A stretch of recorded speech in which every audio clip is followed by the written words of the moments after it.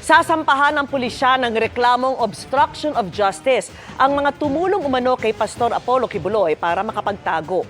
Handa na ring magsampa ng reklamo ang 2 sa 5 biktimang nakausap ng Davao Police. Nakatutok si Marisol Abduraman.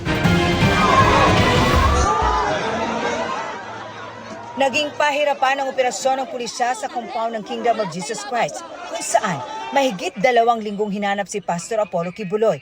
Ang ilang posible umanong tumulong sa kanya noon, pinaghahandaan ng sampahan ng reklamong obstruction of justice ng PNP.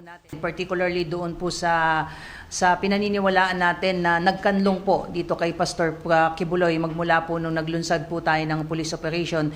May mga pangalan na raw ang Special Investigation Team na binuo ng PNP ng mga sasampahan. Pero hindi na muna nagbigay ng karagdagang detalye ang tagapagsalita ng PNP. Antayin po natin, ma'am, yung formal pagsusumiti. Meron po tayong active coordination sa DOJ. Gusto po natin na talagang malakas at airtight. 2 naman sa 5 biktima umano ni Pastor Kibuloy na kinakausap ng Davao Police ang handa na magsampa ng reklamo. Ayon sa PNP, may pattern of abuse sa mga biktima. Halos pareho ang kwento in terms ng paano sila pinangakuan na supposedly ay papag-aralin, sila ay aalagaan, and yet yun nga, as early as 12, 13 years old ay inumpisahan na yung paggamit sa kanila. At marami pa umunong batang biktima sa loob ng KOJC compound, kaya pinag-iisipan ng PNP ang pagkasa ng rescue operation. Takot pa rin umano ang mga bata, lalo sa sinasabing angels of death na ayon sa PNP, hindi kathang-isip.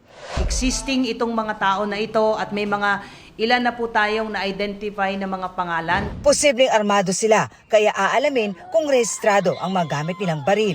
We will be requesting the Firearms Explosive Office for the revocation po ng kanilang LTAP at firearms registration po. Samantala, natapos na ang ginawang medical assessment ng PNP kay Kibuloy na iniutos ng korte, kasunod ng hiling ng kampo ng pastor na hospital arrest. Isusumiti po muna po yan sa korte na kung saan yun po mismo ang korte ang nag-order po na mag-conduct po ng medical assessment. We will be submitting po yung findings po ng PNP General Hospital. Gate ng PNP, walang VIP treatment sa pastor na ang linglang ay mga pagkaing hindi mamantika dahil umiinom ng mga maintenance na gamot. Samantala, sinabi naman ng Department of Justice sa pagdinig ng budget nito sa Kamara na kalahati sa mga testigo laban kay Kibuloy ay nasa ilalim na ng Witness Protection Program.